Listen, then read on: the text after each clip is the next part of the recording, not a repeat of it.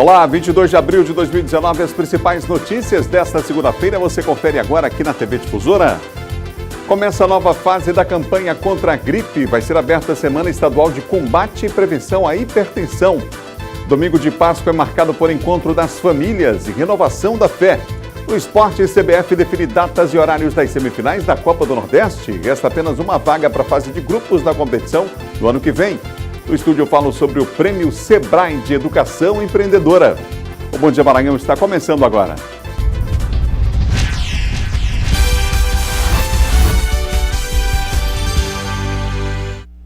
Um excelente dia para você que nos acompanha pela TV Difusora. Estamos começando o nosso Bom Dia Maranhão. Uma excelente segunda-feira para você ligado aqui na TV Difusora em todo o estado. O domingo de Páscoa foi de reflexão e orações em igrejas cristãs da capital. Na Catedral Metropolitana, os fiéis renovaram a fé em uma celebração que lembrou a ressurreição de Cristo. A missa na Catedral da Sé reuniu dezenas de fiéis, pessoas que aproveitaram esse domingo especial para celebrar a Páscoa, renovando a fé em Jesus Cristo. A gente renova a nossa fé, né? Jesus. A cada música ou oração, era possível ver a emoção nos olhares dos fiéis. A homilia destacou o verdadeiro sentido da Páscoa, que jamais deve ser esquecido. É importante fazer essa renovação, não só hoje, mas todos os dias, que a gente possa reviver todo esse sacrifício que Cristo fez por nós. A Páscoa representa a reunião das famílias. O Washington acompanhou a celebração ao lado dos pais, da esposa e da filha, que ainda é muito pequena, mas que já está sendo guiada a seguir os ensinamentos de Cristo. Desde criança, né, a gente acostumar ela sempre dentro do caminho do bem, né, sempre buscando pela paz do Senhor, né? A celebração da Páscoa é considerada uma das mais importantes para a Igreja Católica, pois relembra a ressurreição de Jesus Cristo, que depois de tanta dor, sofrimento e morte, segundo relatos bíblicos, teve o seu corpo elevado ao céu. Temos duas grandes festas na igreja, o Natal e a ressurreição. O Natal, o nascimento, é significativo, importante, porém a ressurreição é mais importante, porque Jesus, ele prova na cruz tudo aquilo que ele diz, de amor ao próximo, ele prova na cruz. Quando nós relembramos a Páscoa, nós relembramos que é uma festa de família, que não é só a celebração, não é só o consumismo do chocolate, mas é, acima de tudo, o amor ao próximo. E esse amor que nasce e que deve, em primeiro lugar, estar dentro da família, que é importante.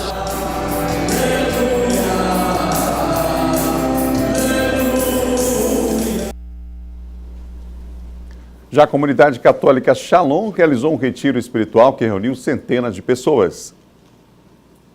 O dia foi de estudo, uma preparação para a vivência do ato litúrgico da Vigília de Páscoa. Ontem teve jejum, silêncio e oração. Foi o primeiro dos 3 dias de retiro espiritual da Semana Santa da comunidade Shalom, que reúne cerca de 300 pessoas em busca de uma profunda experiência de fé. Para nós, a Semana Santa é um momento muito importante, porque não é apenas um feriadão, é um dia santo, né? São dias em que nós, católicos, rememoramos aqueles momentos mais importantes da nossa fé, a paixão, morte e ressurreição. Durante o ano, os 365 dias, há vários momentos para eu me divertir, vários finais de semana livres. E aí a nossa igreja pede que nesse pequeno final de semana, esses 3 dias, é um tríduo, na verdade, a gente se dedique mais à contemplação, mais ao silêncio. A Vigília Pascal é a celebração mais longa do ano litúrgico e a mais importante, porque a mensagem repassada nela é a base da fé cristã, a salvação dos homens por meio da ressurreição de Jesus. Esse retiro ele acontece para levar as pessoas a uma profunda reflexão do mistério e da força que esse mistério desses dias traz para nós, uma vida cristã. No retiro, os fiéis refletem sobre o mistério da paixão, morte e ressurreição de Cristo. A Vigília Pascal é a mais importante. É o dia onde o Senhor ressuscita e nós podemos celebrar esse mistério, fazendo memória desse acontecimento que de fato aconteceu há 2000 anos atrás, mas que de modo litúrgico se atualiza em nossas vidas ao celebrarmos juntos como igreja esses momentos. A proclamação da graça do Deus vivo era anunciada por eles a cada instante. desde a organização e a escolha do tema abordado neste ano, Eu Venci o Mundo. Por trás de todos os sofrimentos da nossa vida, a palavra final não é da morte, não é do pecado, não é uma desgraça sem solução. Pelo contrário, Cristo ressuscita e esse é o grande motivo da nossa alegria, né? Várias igrejas evangélicas também celebraram a Páscoa no fim de semana, que realizaram cultos lembrando a morte e a ressurreição de Cristo. São 7h mais 6 minutos, 7h06. Começa hoje uma nova fase da campanha contra a gripe em todo o país. Quem explica melhor para nós é Eduardo Ericeira, que participa aqui do Bom Dia. Olá, Eduardo, boa semana para você. Olá, Adalberto, muito bom dia, boa semana para você também, boa semana a todos que nos acompanham aqui no Bom Dia Maranhão. Pois é, Adalberto, hoje entra numa nova fase, aí, numa nova etapa dessa campanha de vacinação contra a gripe. A gente lembra que a campanha teve início no dia 10 deste mês, pegando apenas 3 grupos prioritários. As crianças de 6 meses a menores de 6 anos de idade, também as gestantes e as puérperas, que foram aquelas mulheres que deram à luz até 45 dias. Esses eram os 3 grupos prioritários que puderam vacinar entre os dias 10 e 22. Hoje, dia 22 de abril, os outros grupos prioritários podem procurar os postos de saúde para garantir a imunização para vacinar contra a gripe. São eles, os grupos prioritários, os trabalhadores da saúde, profissionais da saúde, indígenas, idosos, professores de escolas públicas e privadas, pessoas com comorbidades e outras condições clínicas especiais, adolescentes e jovens de 12 a 21 anos sob medidas socioeducativas, funcionários do sistema prisional e pessoas privadas de liberdade. De acordo com o Ministério da Saúde, 41.800 postos de vacinação estão à disposição da população. Aqui na capital São Luís, por exemplo, são cerca de 70 postos de saúde só aqui na capital São Luís. Além disso, 196 mil pessoas profissionais aí estão envolvidos com a utilização de 21.500 veículos terrestres, marítimos e fluviais.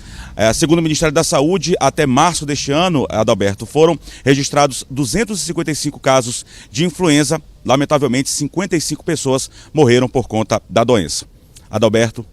Obrigado, Eduardo. Daqui a pouquinho, Eduardo Ericeira volta circulando pela cidade. São 7h mais 8 minutos. É hora de falar de segurança.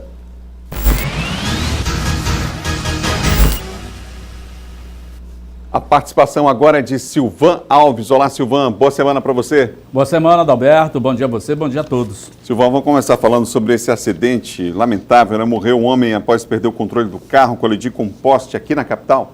Exatamente. Esse acidente aconteceu neste domingo, onde, infelizmente, o rapaz, identificado como Leôndio das Filhas, tinha 28 anos, viajava sozinho numa caminhonete, um veículo Frontier, e ele perdeu o controle ali próximo na Avenida dos Holandeses, próximo ao Golden Shop ali no Calhau. Foi de encontro ao canteiro central, bateu no poste de iluminação pública do canteiro central e, infelizmente, de acordo com testemunhas, como ele estava sem o cinto de segurança, ele foi lançado para fora do veículo e, ao cair, não é, do lado de fora, ele foi praticamente atingido pelo poste de iluminação pública que caiu com um impacto, com um choque aí do veículo. Ele teve morte imediata, morreu no local, o corpo dele foi removido lá para o Instituto Médico Legal e a Delegacia de Acidente de Trânsito, que vai analisar imagens de câmeras de vídeo monitoramento ali da Avenida dos Holandeses, vai instaurar hoje um inquérito para apurar esse acidente com morte ali na Avenida dos Holandeses. Vamos falar de outro assunto, porque lá em Poção de Pedras houve uma confusão entre um policial civil e uma guarnição da PM, Silvano. Exato. Toda essa confusão que aconteceu aí durante o final de semana, ela teve origem quando policiais da companhia lá de Poção de Pedras foram acionados para atender uma ocorrência de poluição sonora. O policial civil, que é lotado na 17ª Delegacia Regional da Polícia Civil lá de Caxias, estava num momento de folga, se divertindo com amigos, familiares, e aí o som estava incomodando. A guarnição foi lá no local, houve um desentendimento lá com o policial, inclusive com a esposa desse policial, e aí depois do atrito, da discussão, o policial civil, Antônio Edson Júnior, se deslocou até a delegacia lá de Poção de Pedra para fazer um registro contra o que ele considerou uma abordagem violenta, truculenta, feita pelos policiais militares. Ele não contava que a companhia da polícia fica praticamente em frente à delegacia. E quando ele já saía da delegacia, ele foi novamente abordado, essas imagens foram gravadas viralizou aí na internet. Ele foi atacado de novo pelos policiais já na saída da delegacia, e lá ele foi espancado. Tem um policial que inclusive investe contra a pessoa que está filmando, quebra o aparelho de telefone celular da pessoa que estava filmando, inclusive as agressões. O comandante da Polícia Militar, que toma posse hoje, o coronel Ismael Fonseca, já de imediato determinou o afastamento dessa guarnição da Polícia Militar do Estado do Maranhão. Deve tomar outras medidas a partir do momento em que ele for efetivado hoje, no final da tarde, aí no comando da Polícia Militar do Estado do Maranhão. Já de antemão condenou essa atitude, dizendo que de forma alguma, independente que fosse um policial, jamais se dá essa orientação para que todo e qualquer cidadão seja tratado com respeito e dignidade, e não tratado dessa forma como foi o policial, independente que seja um policial, que significa dizer que novas medidas deverão ser tomadas. A ocorrência foi registrada lá em Pedreiras, o secretário de Segurança Pública já determinou a abertura de um inquérito policial na delegacia para apurar as responsabilidades em torno da agressão que foi sofrida. O Sindicato dos Policiais Civis também se manifestou em nota, repudiando o comportamento agressivo dos integrantes dessa guarnição da Polícia Militar lá da cidade de Poção de Pedras. E a Polícia Militar emitiu nota já lamentando também o ocorrido, né? Com Obrigado, certeza. Silvan. Ok, Adalberto. Bom dia a você, boa semana. Boa semana. Confira agora o nosso giro de notícias. Mais da metade dos contribuintes já acertou as contas com o Leão. A Receita Federal recebeu até sexta-feira 15.513.046 declarações do Imposto de Renda à Pessoa Física, o equivalente a 50,9% do esperado para este ano. No Maranhão, 390 mil declarações devem ser entregues em 2019. O prazo para envio da declaração começou em 7 de março e vai até as 23 horas e 59 minutos do dia 30 deste mês. A expectativa da Receita Federal é receber mais de 30 milhões de declarações neste ano.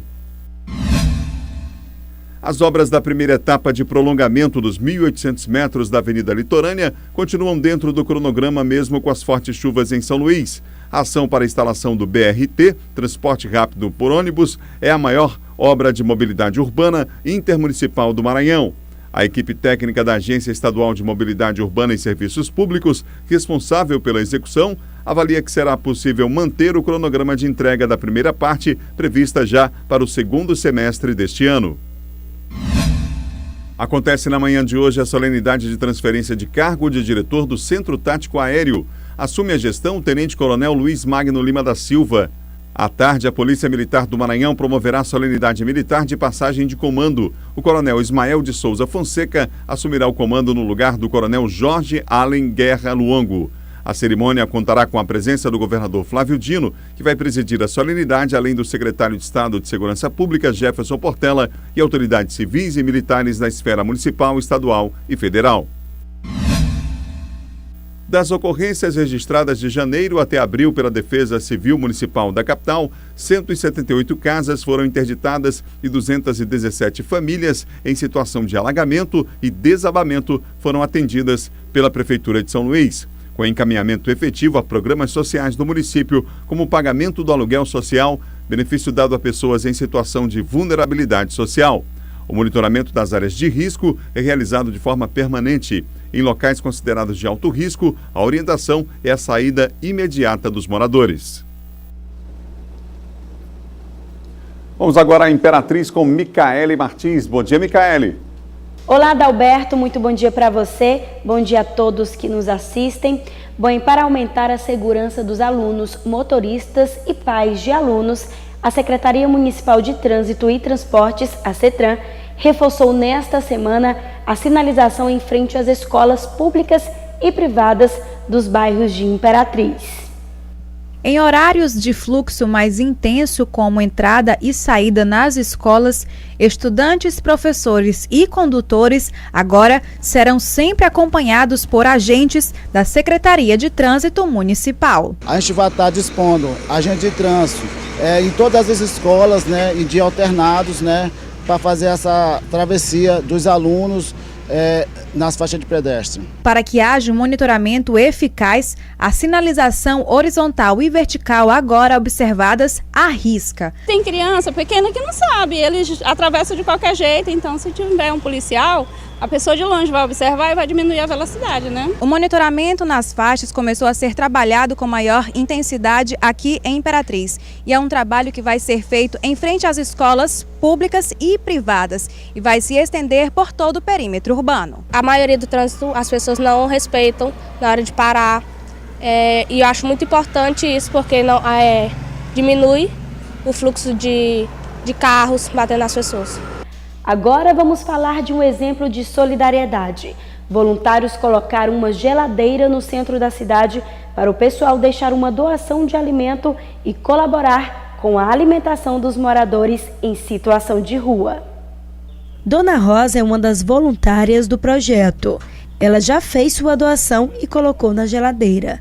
Uma refeição completa para quem não tem condição de pagar por um almoço. Eu, como uma doadora, estou convidando outras pessoas a fazerem parte desse projeto. A Bíblia diz que é melhor dar do que receber. Esta é a primeira geladeira solidária da região, do projeto organizado pela Igreja Adventista do Sétimo Dia. É um projeto que oportuniza as pessoas de contribuírem com aqueles menos favorecidos. Qualquer pessoa que quiser pode doar e qualquer pessoa que precisar vai poder pegar o alimento. Elas serão abastecidas e limpas toda semana por voluntários do projeto. A ideia é que algumas pessoas vão ali para se servir, nesse caso, pessoas vulneráveis da sociedade. Nesse caso, nosso foco principal, os moradores de rua. E eles vão até a geladeira, vão poder se servir, ali vão receber também alguns outros benefícios, mas a ideia também é que a geladeira seja abastecida por doações, daí onde talvez as pessoas, nossos amigos, podem participar. É isso aí, Adalberto, a gente volta com você aí no estúdio e até amanhã. Tchau. Até amanhã, Micaele. São 7 horas e mais 18 minutos. Vocês já perceberam como cada vez mais a tecnologia nos ajuda a ir para frente? Sabe como todo grande ateliê começa? Com uma máquina de costura e alguém com vontade de fazer mais. Pois é, as máquinas podem mudar a vida das pessoas e agora chegou uma que pode mudar a sua. A maquininha de cartão da iZettle, marca líder na Europa, aceita as principais bandeiras do mercado e está trazendo muitas novidades para você ser um representante. Com a iZettle você pode aumentar sua renda, melhorar sua vida e crescer muito mais. É só benefício, gente, tanto para você quanto para o seu cliente. Saiba mais em representantesizettle.com.br. Pequenos movimentos levam você mais longe. iZettle. No próximo bloco, nós vamos aqui no estúdio falar sobre o Prêmio Sebrae de Educação Empreendedora.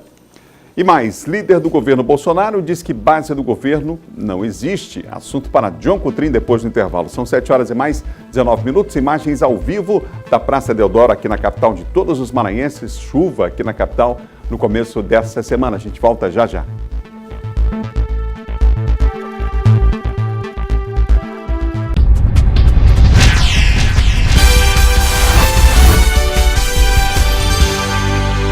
São 7 horas e mais 22 minutos, de volta ao Bom Dia Maranhão ao vivo para todo o estado. Terminam nesta sexta-feira as inscrições para o Prêmio Sebrae de Educação Empreendedora. O objetivo é divulgar, valorizar, reconhecer e estimular as boas práticas aplicadas no desenvolvimento, aperfeiçoamento e fomento do comportamento empreendedor em alunos de instituições de ensino públicas e privadas. Sobre o assunto eu converso agora com a Raíssa Amaral, gerente de Cultura Empreendedora do Sebrae Maranhão. Raíssa, bom dia. Bom dia. Raíssa, ainda bem que já há um tempo o conceito de empreendedorismo foi ampliado e deixou de estar vinculado apenas aos empresários, né? Exatamente. Nós estamos tentando desmistificar que empreendedorismo é apenas ter um negócio, é ser empresário. Empreendedorismo é muito mais do que isso, é um comportamento. E como comportamento a gente pode desenvolver ao longo da nossa vida toda. E por isso a gente quer começar fomentando desde as crianças. Como é que tem sido o resultado ao longo dos anos dessa experiência do Sebrae de premiar essas boas práticas? Essa é a nossa primeira edição do Prêmio Sebrae de Educação Empreendedora, mas nós temos um programa de educação empreendedora em que nós fomentamos esse trabalho junto a crianças a partir do ensino fundamental até a universidade. Nós temos tido um resultado muito interessante, quase 30 mil alunos já recebendo metodologias desenvolvidas pelo próprio Sebrae. Esse programa é desenvolvido aqui no Maranhão também, de que forma? Ele é desenvolvido sim aqui no Maranhão. Esse ano nós tivemos um grande boom, né? Estamos presentes em mais de 60 municípios de todo o nosso estado. Nós temos 59 prefeituras parceiras, ou seja, crianças do ensino fundamental a partir de 6 anos de idade recebendo conteúdo, cursos de empreendedorismo. Bom, vamos falar do prêmio, porque já foi prorrogada a data, as pessoas geralmente deixam para fazer no último dia, né? Dessa vez não tem prorrogação mais, né? Não tem mais prorrogação. As inscrições serão apenas até o dia 26 de abril, nessa sexta-feira. Então, os professores que têm boas práticas têm que correr para fazer a sua inscrição online. Como é que funciona, assim, para que as pessoas estão assistindo a gente, assim, o que é uma boa prática, como é que o professor... É simples o processo de inscrição, enfim, como é que funciona? O professor vai ter que escrever, colocar algumas informações sobre a escola, porque a gente precisa que seja uma escola legalizada, reconhecida pelo Ministério da Educação, e ele vai contar um caso, relatar uma boa prática. O que acontece? Muitas vezes o professor faz atividades que são diferenciadas, ele fomenta o empreendedorismo sem perceber, ou pensa, poxa, eu estou fazendo só mais uma prática corriqueira. Não, a gente precisa que esse professor identifique que ele faz sim uma coisa diferente e que pode servir de exemplo para outras escolas, para outros professores. A gente quer, além de valorizar o trabalho que é feito, inspirar também outras instituições e outros professores para fazer esse trabalho. Que características são essas do trabalho feito por um professor ou por uma escola que caracterizam essa visão empreendedora? Bom, então todo trabalho que fomente nos alunos, seja da educação básica ou da educação superior, iniciativa, um comprometimento, responsabilidade, que trabalhe comportamentos onde aquela pessoa ela tem entendimento que o seu sucesso depende muito de si e que ele vá pensar todos os riscos, calcular todos os riscos quando ele identifica uma oportunidade. Então, tudo que ele desenvolva com foco no empreendedorismo, num comportamento diferenciado desse aluno, pode ser uma grande prática e que o professor precisa identificar que aquilo não é só mais uma atividade, ele faz sim um projeto, uma atividade, um curso. Então, tem uma série de atividades que são feitas no estado, a gente sempre conhece boas práticas e os professores pensam, eu não tenho nada para relatar. E, professor, você trabalha num projeto, num programa na escola, fazem um projeto que às vezes culmina numa excelente feira e que trabalhou uma série de comportamentos diferenciados naquele aluno. Então, a gente precisa que o professor valorize a sua prática e se inscreva. Raíssa, são 3 categorias, como é que funciona esse aspecto aí da categoria e da premiação?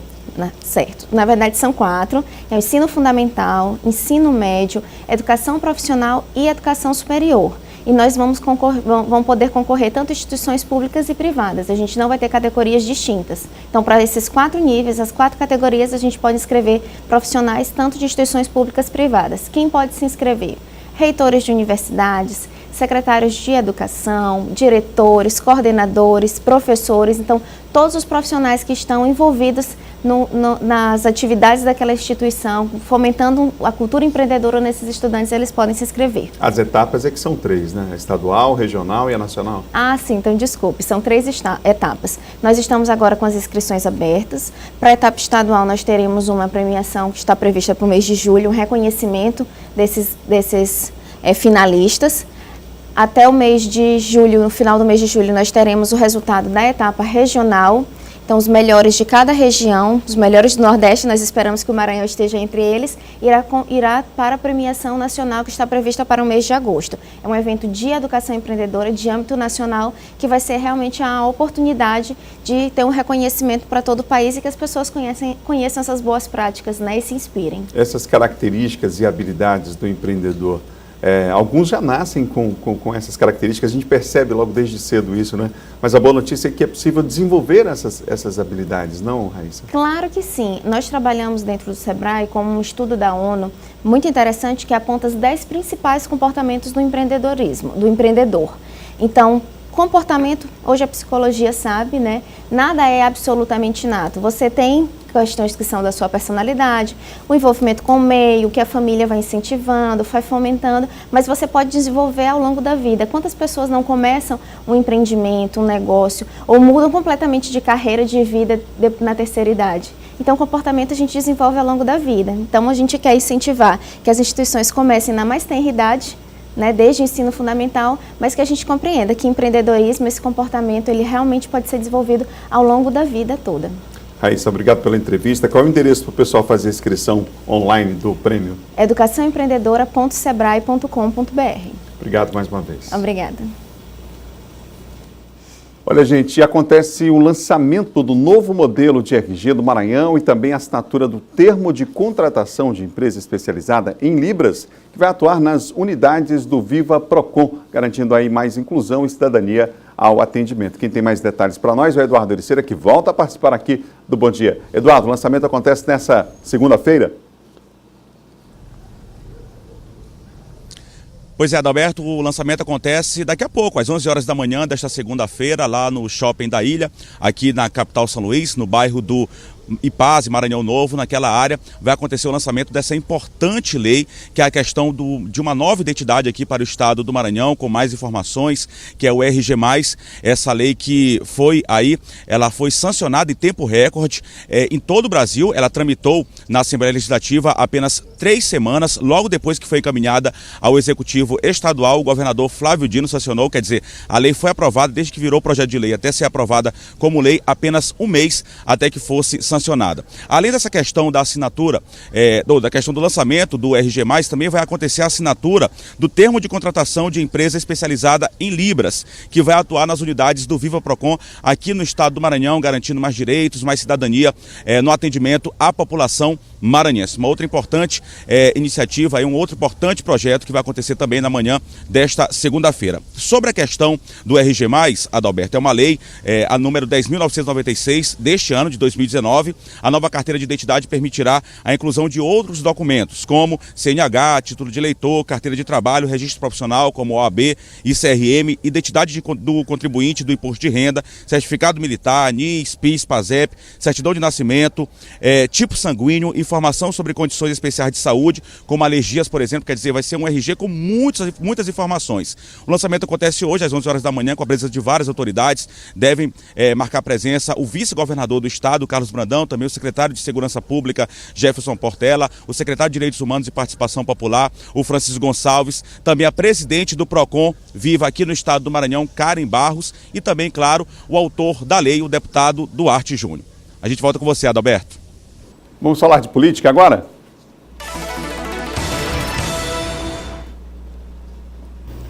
Diogo Tri participa conosco aqui do Bom Dia Maranhão. Olá, Diogo, bom dia para você. Bom dia, Adalberto, boa semana. Ô, Diogo, vamos começar falando sobre a base do governo. A opinião foi dada pelo líder do governo, Bolsonaro. Ele disse que a base do governo não existe. Não existe. O líder ali do governo Bolsonaro, o Major Vitor Hugo, Adalberto, disse que ele fez um desabafo nas redes sociais. Nós temos inclusive as imagens aqui que ele postou no Twitter. E aí ele fala um pouquinho dessa base do governo ali no Congresso, sobretudo na Câmara, em relação à aprovação da reforma da Previdência. Aí está o líder Major Vitor Hugo, e depois nós temos as declarações dele no Twitter. E ele disse que não há base ainda, Adalberto, aqui. Ele disse, enquanto ele mostra ali três declarações dele que nós separamos, Adalberto, e ele disse que a base ainda não está unida, que falta uma união maior, falta um engajamento melhor, mas ele avalia, Adalberto, que isso vai ser consolidada, cristalizada com o tempo, organizada com o tempo. Ele disse o seguinte: não resultou em uma base, ela simplesmente não existe, é a realidade, diz aí o deputado Vitor Hugo. Essa avaliação que não só o Major Vitor Hugo faz, mas todos que estão ali ao redor do presidente Bolsonaro, tanto os ministros quanto os deputados ali que estão na base dele, avaliam que é necessário formar um grupo sólido, formar um grupo ali que possa ajudar o governo Bolsonaro na aprovação de medidas, de projetos, sobretudo que estarem à tona, que é a questão da reforma da Previdência. E falando em reforma da Previdência, Adalberto, o que ocorre? Provavelmente amanhã, terça-feira, se estiver tudo certo com os líderes de partidos, se estiver tudo certo com os deputados, já começa a avaliar novamente, a apreciar o relatório da PEC, proposta de emenda à Constituição da reforma da Previdência, a admissibilidade dela ou não, ali na CCJ a partir de amanhã, terça-feira. Hoje haverá essa reunião, portanto, desses líderes, Adalberto, aí, desses deputados que fazem parte ali, principalmente dos partidos de Centrão, o PP, PR, Democratas, todos eles ali, o Solidariedade, o Patriotas, Podemos, são partidos ali do Centrão que estão aí negociando com o governo. Eles já querem que seja combinado um acordo, Adalberto, logo no início, ali na CCJ. É claro que só na comissão especial, que pode ser alterada modificada o texto da reforma da Previdência, mas eles já querem um acordo para que passe na CCJ, ou seja, que já haja alterações no texto, já se combine logo antes de votar na CCJ. E é isso que eles vão tratar, essas tratativas serão realizadas entre eles, para que então amanhã passe na CCJ esse texto.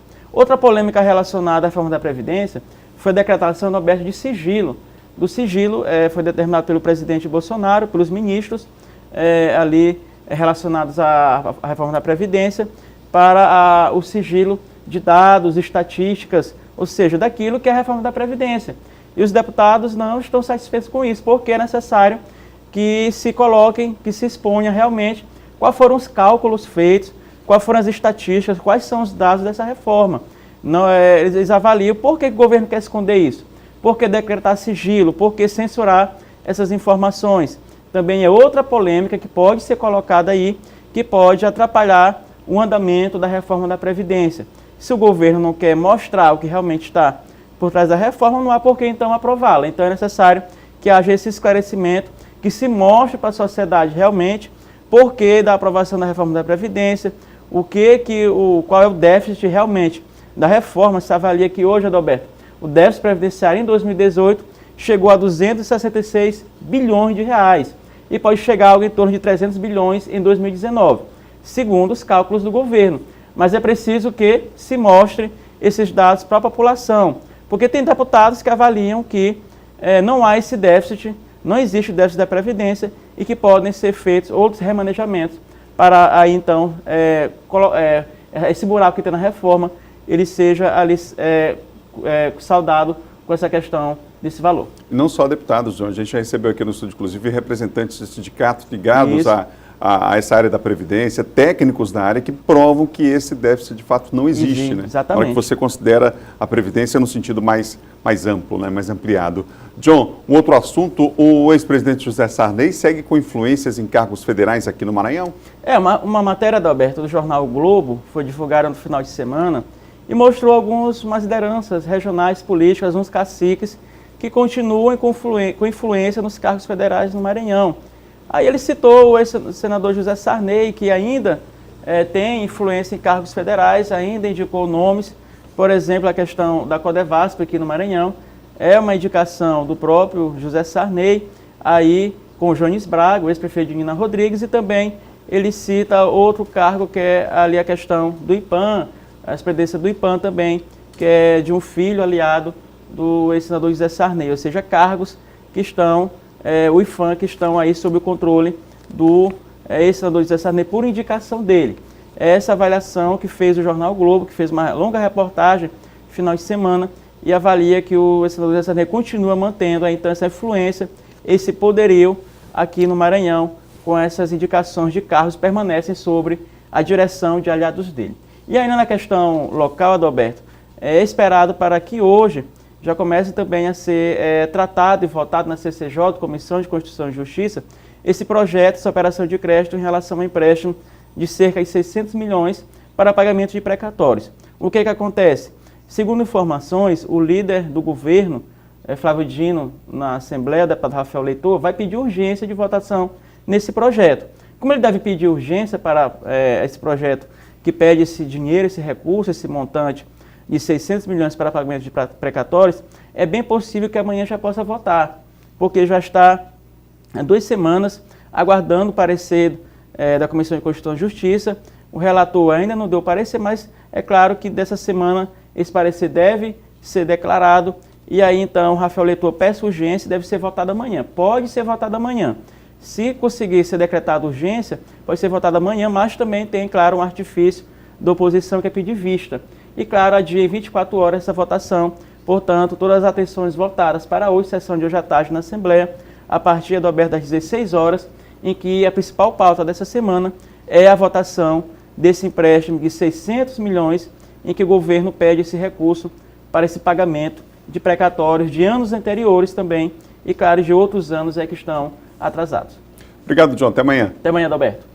É o nosso Diogo Coutrin participando aqui do Bom Dia Maranhão. Olha, um complemento aqui da informação. Um projeto do RG mais aprovado na Assembleia Legislativa é de autoria do deputado Duarte Júnior e do deputado Zé Gentil. Portanto, o deputado Duarte Júnior Os dois, inclusive, estarão no lançamento que acontece agora pela manhã aqui na capital. No próximo bloco, atividades marcam hoje a abertura da Semana de Combate à Prevenção à Hipertensão no Maranhão. E mais, CBF define a data, o horário, inclusive, das semifinais da Copa do Nordeste. A gente volta já, um instante só. Imagens ao vivo nesse momento, da capital de todos os maranhenses, mais um ângulo aí da Praça Deodoro. O dia começou com chuva essa segunda-feira aqui na capital.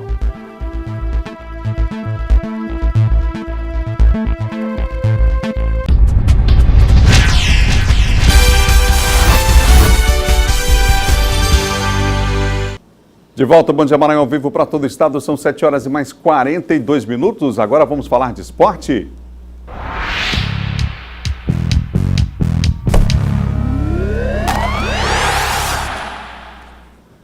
E a gente começa falando de Copa do Nordeste. Este ano nós teremos uma final inédita da competição. Das 4 equipes classificadas para as semifinais, apenas uma teve o gostinho de já ter levantado a orelhuda.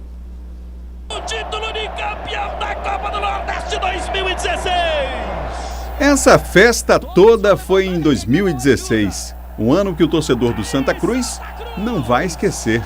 Depois de vencer a primeira partida por 2-1, o time Cobra Coral empatou fora de casa com o Campinense e levantou a taça da Copa do Nordeste. Entre os 4 semifinalistas de 2019, o time pernambucano foi o único que já deu essa alegria à sua torcida. Fortaleza, Botafogo da Paraíba e Náutico almejam conquistar o Nordestão pela primeira vez. O Belo, como é conhecido o Botafogo da Paraíba, é o único invicto da competição até agora. E para quem acredita que a divisão por série da CBF poderia fazer uma grande diferença, vale lembrar que o Fortaleza é o único time da Série A entre os participantes que continua na briga. Os demais vão disputar a Série C do Brasileiro. O presidente da Liga do Nordeste comemora os bons resultados alcançados na competição desse ano. Nós temos números surpreendentes, né? A arrecadação ela suplantou 100%. Né? A ida aos estádios aumentou em 64%. O ticket médio aumentou 32% para os clubes. O valor médio fixo ultrapassa R$1.200.000 para cada participante, né? Chegando aos 4 melhores ranqueados, a amealhar R$2.100.000 de cota fixa, fora premiações em todas as fases. Numa conta rápida, quem é campeão do Nordeste recebe R$3.800.000 ao término da competição de cotas fixas e premiações. Levando ainda em consideração que ele já entra nas oitavas de finais, ele recebe mais R$3.200.000 da CBF na Copa do Brasil. Então o campeão ele faz algo em torno de R$7 milhões. Nas semifinais da Copa, o Fortaleza enfrenta o Santa Cruz no estádio Castelão. No outro jogo, o Botafogo da Paraíba duela com o Náutico no estádio Almeidão. Quem vai repetir o gesto do Sampaio ano passado, levantando a orelhuda? Façam suas apostas, porque uma coisa é certa, a final será inédita. Vai ser parada dura, né? A CBF definiu na sexta-feira à noite os jogos das semifinais e também as finais da Copa do Nordeste. Veja como ficou. No dia 9 de maio, quinta-feira, acontecem as 2 partidas das semifinais. 7h15 da noite, o Botafogo da Paraíba enfrenta o Náutico no estádio Almeidão, em João Pessoa. Às 9h30 no Castelão, em Fortaleza, o Leão pega o Santa Cruz. A CBF também definiu data e horário das finais, dias 22 e 29 de maio, 2 quartas-feiras. As partidas serão transmitidas, claro, pelo Sistema Difusora de Comunicação. O primeiro jogo da semifinal, 7 da noite, com transmissão da Difusora FM. E o jogo das 21h30, com transmissão aqui da sua TV Difusora, tá bom? Bom, no final de semana, aqui em São Luís, houve uma competição extremamente importante de handebol que foi realizada nesse final de semana aqui na capital. Uma equipe do Piauí sagrou-se campeã em 3 categorias. Foram mais de 40 equipes disputando essa competição de handebol. Vamos ver. Os piauienses deram nome na 5ª edição do São Luís Open de Handebol. Os atletas do GHC venceram 3 categorias: o adulto masculino, infantil masculino e adulto feminino. O time, que em 2014 foi vice-campeão mundial escolar, mostrou que a preparação para as competições nacionais está no caminho certo. Sempre é um jogo acirrado, de bastante raça e determinação.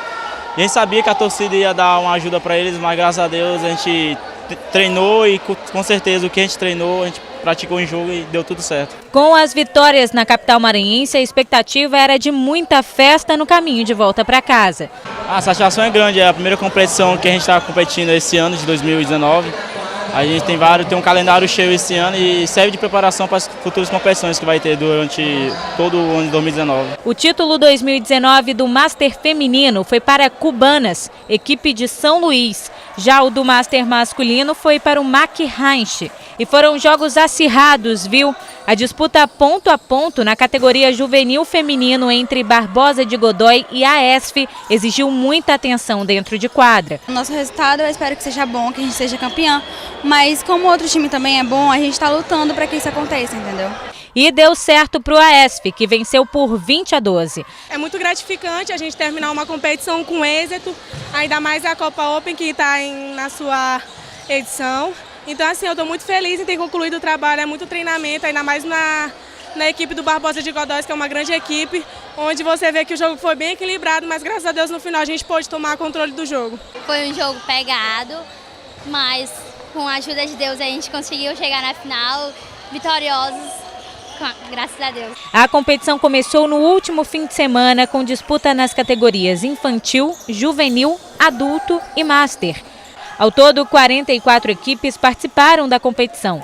14 delas vieram de outros estados ou do interior do Maranhão. Acho que o último dia,